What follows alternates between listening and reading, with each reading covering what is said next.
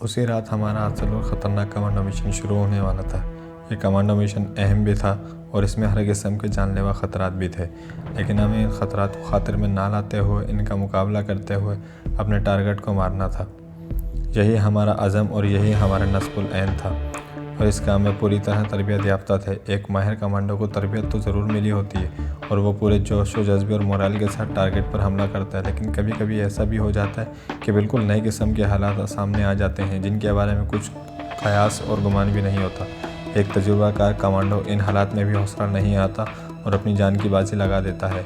इस अहम तरीन और ख़तरनाक कमांडो मिशन के बारे में मुझे भी अंदेशा था कि सूरत हाल हमें वैसी नहीं मिलेगी जैसे हमने सोच रखी थी और जिसका हम पूरा इंतज़ाम करके और सोच समझ कर चले हैं। लेकिन मैंने दिल में ये अहद बेकार रखा था कि चाहे मेरी जान चली जाए, लेकिन मैं पाकिस्तानी और निहत्ते कश्मीरियों के ख़िलाफ़ इस्तेमाल होने वाला असला और फौजी साजो सामान से भरे हुए बहरी जहाज़ों को समंदर में गर्क करके ही रहूँगा, चाहे इन जहाज़ों के साथ मेरी जान की भी परख्ची क्यों ना उड़ जाए। यह बात भी याद रखें कि कमांडो जिस मिशन पर जाता है वापस आने का ख्याल दिल से निकाल देता है। दिन आहिस्ता आहिस्ता गुजरता जा रहा था। दोपहर गुजर गई थी, फिर शाम और रात का पिछला पहर शुरू हो गया था। हमने थोड़ा बहुत खाना खाया और कमरे में ही बंद दरवाजे के पीछे बैठे अपनी कमांडो हिकमत अमली के तमाम पहलुओं पर गौर करते रहे। हमने रात के पूरे 1 बजे निकलने का प्रोग्राम तय किया था। बात ऐसी नहीं थी कि इस वक्त नेवी कोस्ट गार्ड के आदमी गाफिल होंगे या सो रहे होंगे। असल में हमें यह मालूम था कि जहाज़ के इर्द गिर्द सिक्योरिटी गार्ड और जहाज़ों के ऊपर सिक्योरिटी पर मौजूद दूसरे बंदों बहरिया के जवानों पूरी तरह से चौकस भी होंगे, लेकिन हमें इन सबको ख़तरात को इंतहाई होशियारी और चालाकी से गुजर कर जहाज़ों तक पहुँचना था। हमने अपनी अपनी घड़ियाँ मिला ली। जब हमारी घड़ियों ने रात के ठीक 1:15 बजाया तो हमने आखिरी बार चमड़े के थैले में रखे हुए गोताखोरी के लिबास, ऑक्सीजन मास्क वगैरह चेक किए। अपने अपने मैग्नेट बम निकाल कर इन्हें चेक किया। इनके 2 बटन देखे जिन्हें नीचे करने से बमों ने ठीक आधे घंटे बाद धमाका खेज क़यामत के साथ फट जाना था। हमने अपने अपने कमांडो चाकू भी साथ रख लिए। हमारे पास कोई पिस्तौल नहीं था। इमरजेंसी की हालत में हमें इन चाकुओं से ही काम लेना था। ठीक 1 बजे हम सराय से निकले और साहिल समंदर की जानिब चल पड़े। चमड़े का थैला मेरे पास था। मैं आगे आगे जा रहा था। कमांडो औरंगज़ेब 6-7 कदमों का फासला डालकर मेरे पीछे आ रहा था। वो मुझे कवर दे रहा था। अगर रास्ते में पुलिस का कोई आदमी मुझे चेक करता तो औरंगज़ेब ही मेरी मदद कर सकता था। मैं इस तरफ जा रहा था जिधर माहीगीरों की झोंपड़ियाँ थीं। ये जगह मैंने 2 बार दिन की रोशनी में देखी हुई थी। वहाँ तक पहुँचने में किसी किस्म की कोई मुश्किल का सामना नहीं करना पड़ा। जब हम समंदर के पास आए और झोंपड़ियाँ रात के अंधेरे में छोटे छोटे स्याह टप्पों की तरह नज़र आने लगी तो कमांडो औरंगज़ेब दौड़कर मेरे करीब आया। अब हम दोनों चारों तरफ से चौकस होकर माहीगीरों की कश्तियों की तरफ बढ़ रहे थे। झोंपड़ियों पर सन्नाटा छाया हुआ था। वहाँ कोई नहीं था। समंदर के साहिल पर छोटी बड़ी कश्तियाँ ज़मीन में गड़े हुए बांसों से बंधी हुई थी। हमने एक छोटी कश्ती को खोला और इसे रेत पर घसीटते हुए समंदर में ले आए। समंदर पुरसुकून था। इसकी लंबी लंबी लहरें बड़े सुकून के साथ दूर से आकर साहिल की रेत पर चढ़ जाती और फिर आहिस्तगी से वापस चली जाती। जब हमारी कश्ती समंदर में पहुंच गई तो हम दोनों इसमें सवार हो गए। मैंने चप्पू थाम लिए। मैं झुककर कश्ती को समंदर में आगे ले जाने लगा और औरंगज़ेब भी सिमट कर बैठा हुआ था। समंदर पर अंधेरा छाया हुआ था। बादल आसमानों से ढका होने की वजह से सितारों की रोशनी भी नहीं पहुंच रही थी। हमारे कमांडो एक्शन के लिए फ़िज़ा बड़ी साजगार थी। मैं कश्ती को समंदर में कुछ दूर तक ले चला। उसके बाद बाएं जानिब होने लगा। मेरा मकसद दूर दरख्तों के झुंड वाले साहिल के तक पहुंचना था।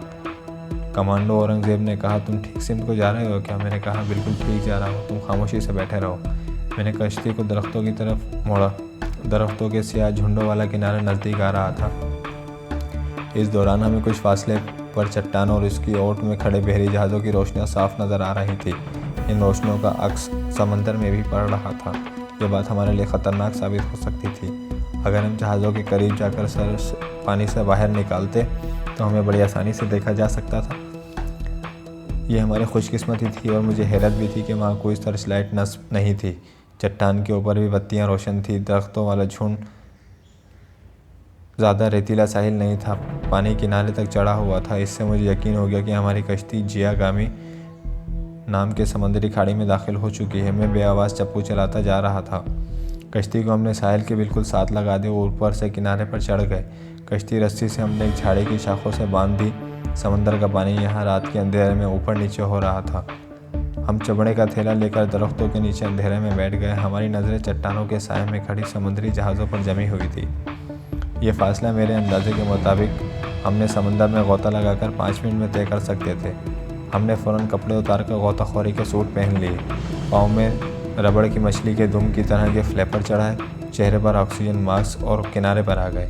6 मैग्नेट बम कमांडो औरंगज़ेब और 6 मैंने अपने कपड़े में लपेटकर कमर के गिर्द बांध लिए और 6 बम इसी तरह कपड़े में डालकर औरंगज़ेब की कमर से बांध दिए। एक प्लास मेरी डाइविंग सूट की बेल्ट के साथ और एक प्लास कमांडो औरंगज़ेब की सूट के साथ बंधा हुआ था।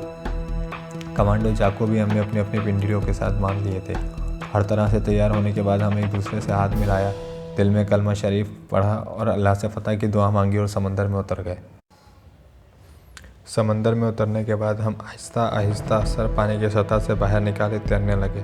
हम चाहते थे जहाँ तक ख़तरे से बचकर समंदर में तैर सकते हैं तैरते चले जाएं। इस तरह से हम अपने ऑक्सीजन मास्क की ऑक्सीजन बचाकर टारगेट पर जाकर इस्तेमाल करना चाहते थे।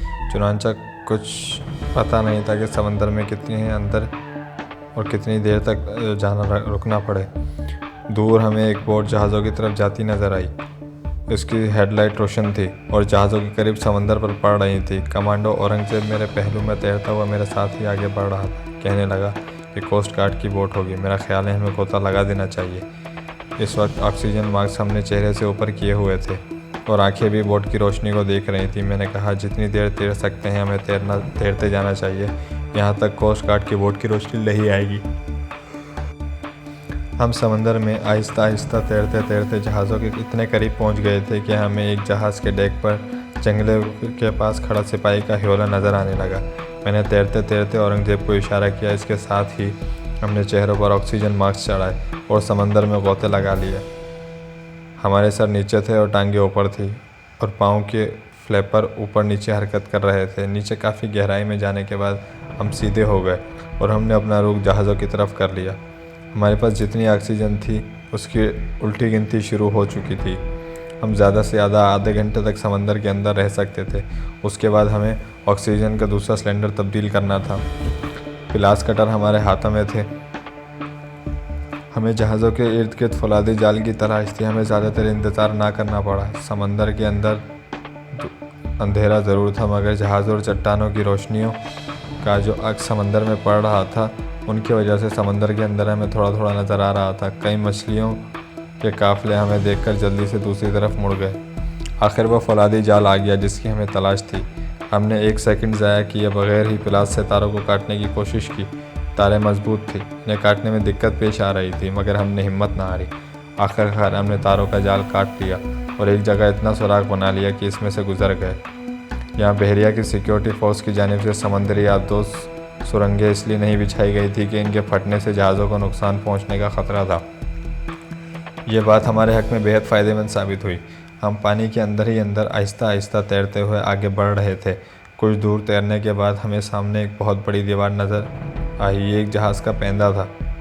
मैंने कमांडो औरंगज़ेब को इशारा करके बताया, तुम इस जहाज़ को संभालो, मैं दूसरे जहाज़ की तरफ जाता हूँ। उसके साथ ही मैं दूसरे जहाज़ के पैंदे के साथ साथ तैरता आगे बढ़ता गया। आगे मोटी आहनी सलाख समंदर में उतरती चली गई थी। ये जहाज़ का लंगर था। कुछ फासले पर दूसरे जहाज़ का सामने वाला तिकोनी सिरा आ गया, उसके पहलू की तरफ निकल गया। यहाँ मैंने सबसे पहला मैग्नेट बम पैंदे से लगा दिया। ये काम बेहद एहतियात के साथ किया था। उसके बाद पैंदे के साथ चिपकने की कम से कम आवाज़ पैदा हो, इस तरह पानी की गहराई में इस जहाज़ के दोनों तरफ तैर कर मैंने 6 बम चिपका दिए, मगर इनके बटन ऑन न किए। मैं तेज़ी से तैरता हुआ कमांडो औरंगज़ेब वाले जहाज़ की तरफ बढ़ा। मैंने देखा वो जहाज़ की अगली दीवार के साथ मैग्नेट बम चिपका रहा था। मैं इसके करीब जाकर कंधे पे आहिस्ता से 2 बार हाथ मारा। इसका मतलब था कि मैं अपना काम मुकम्मल कर आया हूँ। कमांडो औरंगज़ेब ने मेरे कंधे पर भी इसी तरह 2 बार हाथ मारा। इसका मतलब था कि इसने भी 6 बम लगा दिए। इसके बाद हम अपना अपना हाथ माथों पर ले गए। इसका मतलब था कि हमें फ़ौरन मैग्नेट पर लगाए हुए बम बटनों को ऑन करना था। चुनांचे हम तेज़ी से अपने अपने जहाज़ों की तरफ घूम गए। मैंने अपने और कमांडो औरंगज़ेब ने अपने लगाए हुए बमों के बटन ऑन कर दिए। अब हमें जितनी जल्दी हो सके वहाँ से फ़रार होना था। कुदरत हमारा साथ दे रही थी। सारा काम वक्त से 6-7 मिनट पहले ही ख़त्म हो गया। हम एक दूसरे के पीछे मछलियों की तरह जितनी तेज़ समंदर के अंदर तैर सकते थे तैरते हुए फौलादी जाल के सुराग से निकल गए। कुछ दूर जाकर मुझे महसूस हुआ कि मुझे सांस लेने में दुश्वारी पेश आ रही है। मैंने घूमकर औरंगज़ेब को देखा और ऊपर की तरफ इशारा किया। इसने भी ऊपर की तरफ इशारा किया। हम दोनों के ऑक्सीजन सिलेंडरों की ऑक्सीजन आखिरी मराहिल पे थी और ख़त्म होने वाली थी। हम पानी के अंदर बिल्कुल सीधे खड़े हो गए, फिर ऊपर चढ़ते हुए फ्लैपर और अपने बाजू को चलाते हुए ऊपर उठने लगे। हमारे सर पानी से बाहर आ गए। हमने फ़ौरन ऑक्सीजन मास्क चेहरों से हटाकर ऊपर चढ़ा लिए। हमने गर्दन मोड़कर देखा, हमारे जहाज़ों से ज़्यादा दूर नहीं थे। हमारे ऊपर डेक से किसी फ़ौजी की किसी दूसरे फ़ौजी से बात करने की आवाज़ आने लगी और फिर दूसरे फ़ौजी के कहके सुनाई दिए। ख़तरे वाली कोई बात नहीं थी। हम बड़ी एहतियात से आवाज़ पैदा किए बगैर वापस तैरते चले गए। हम बड़े खुश थे कि हमारे मिशन का सबसे अहम और ख़तरनाक मरहला बगैर किसी दुश्वारी के साथ आसानी से तय हो गया है। जब हम जहाज़ों से काफ़ी फासले पर आ गए तो हम जल्दी जल्दी तैरने लगे, क्योंकि जहाज़ों के गर्क होने में ज़्यादा देर बाकी नहीं थी। अगर हमारे लगाए हुए बम फट जाते तो ऊपर तले धमाके होने थे और जहाज़ों के पेंदों में से बमों के फटने के बाद बड़े बड़े सुराख बल्कि शगाफ पड़ जाने थे, जिनमें से समंदर का पानी क़यामत खेज़ रेलों की तरह जहाज़ों में भरना शुरू हो जाना था और फिर जहाज़ का तमाम असला और फौजी साजो सामान के साथ समंदर में गर्क होने से कोई नहीं बचा सकता था। हम समंदर में ठीक इस जगह किनारे पर आकर रुक गए जहाँ हमारी कश्ती बंधी हुई थी। हमने जल्दी जल्दी डाइविंग सूट उतारकर चमड़े के थैले में रखे और अपने कपड़े पहने। ऑक्सीजन मास्क और रबर के डाइविंग सूट और पिलास चमड़े के थैले में डालकर थैले को वहीं समंदर में फेंक दिया और कश्ती को तेज़ी से चलाते हुए जहाज़ से जिस कदर दूर हो सकते थे समंदर में दूर होते चले गए। कमांडो औरंगज़ेब ने अपनी कलाई पर बंधी हुई घड़ी की चमकीली सुइयों को देखकर मुझे कहा, बमों के फटने में थोड़ा बहुत वक्त रह गया है। हमें माहीगिरों की झोपड़ियों की तरफ जाने का ख़तरा मोल नहीं लेना चाहिए। जहाज़ों के धमाकों और इनके गर्क होने के साथ ही इस सारे इलाके को बहरिया की सिक्योरिटी फोर्स ने घेरने में ले लेना है। कमांडो औरंगज़ेब का ख्याल दुरुस्त निकला। मैंने वहीं से कश्ती को दूसरी तरफ डाल दिया। अब हमारी कश्ती तेज़ी से इन दरख्तों के अकब में साहिल की तरफ जा रही थी जहाँ से हम कश्ती को लेकर चले थे। किनारे पर पहुंचकर हमने कश्ती को समंदर में ही छोड़ दिया और ख़ुद दौड़ते हुए सामने दरख्तों के अंधेरे में घुस गए। हमारी बाएं जानिब समुद्री खाड़ी में खड़े जहाज़ों की रोशनियाँ हमें दरख्तों के दरमियान से दूर झिलमिलाती नज़र आ जाती थी। एक जगह नदी आ गई है, समंदर ही की कोई शाख्तियाँ वहाँ रुक गए। औरंगज़ेब ने घड़ी पर निगाह डाली और कहा, बमों के ब्लास्ट होने में बमुश्किल 15 मिनट रह गए हैं। हमें इतनी देर में इस इलाके से जितनी दूर निकल सकते हैं निकल जाना चाहिए। हम नदी के किनारे किनारे जहाज़ों के मुखालिफ रुख को तेज़ तेज़ चलने लगे। यहाँ कोई जंगल तो नहीं था, कहीं कहीं झाड़ियाँ थी और कहीं झोपड़ी नुमा क्वार्टर बने हुए थे। हम जितनी तेज़ चल सकते थे चल रहे थे। आखिर हम एक छोटी सी सड़क पर आ गए। ये सड़क पांडिचेरी की बंदरगाह की तरफ जाती थी। हम लोग सड़क पार करके सामने वाले क्वार्टरों की कतार में दाखिल हो गए। यहाँ से एक रास्ता एक छोटे से मैदान में दाखिल निकल गया था। यहाँ मैदान में निकलने के किनारों पर खंभों पर बत्तियाँ रोशन थी। हम इन बत्तियों की तरफ जाने के बजाय दूसरी तरफ चले गए। कमांडो औरंगज़ेब ने घड़ी पर निगाह डाली, सिर्फ 10 मिनट बाकी रह गए। हमें इस बात की बहुत खुशी थी कि हमारा मिशन आधे से ज़्यादा मुकम्मल हो गया था और हमने बड़ी कामयाबी से दोनों जहाज़ों के नीचे ताकतवर बम लगा दिए थे।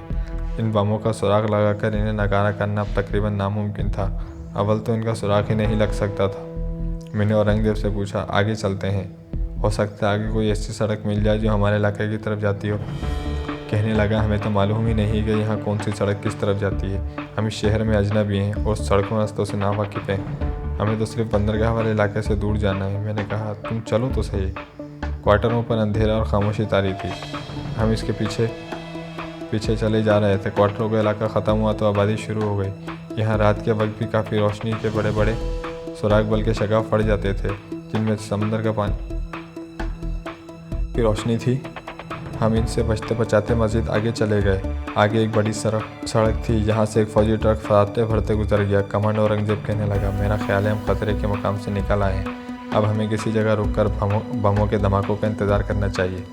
अगर दोनों जहाज़ों में बारूद का ज़ख़ीरा हुआ भी तो क़यामत के धमाका खेज़ अंजाम से दो चार हो जाएंगे। अगर बारूद का ज़ख़ीरा ना भी हुआ तब भी इन मैग्नेट बमों से इस कदर ताकत खारिज होगी कि इनके धमाके से सारे शहर में सुने जाएंगे। हम वहीं सड़क पर उतरकर एक जगह दरख्तों के नीचे छुप गए। हमारे कान धमाकों पर लगे हुए थे। कमांडो औरंगज़ेब की निगाह घड़ी की सुइयों पर थी। फिर मैं भी अपनी घड़ियों को देखने लगा। हमारी घड़ियाँ मिली हुई थी।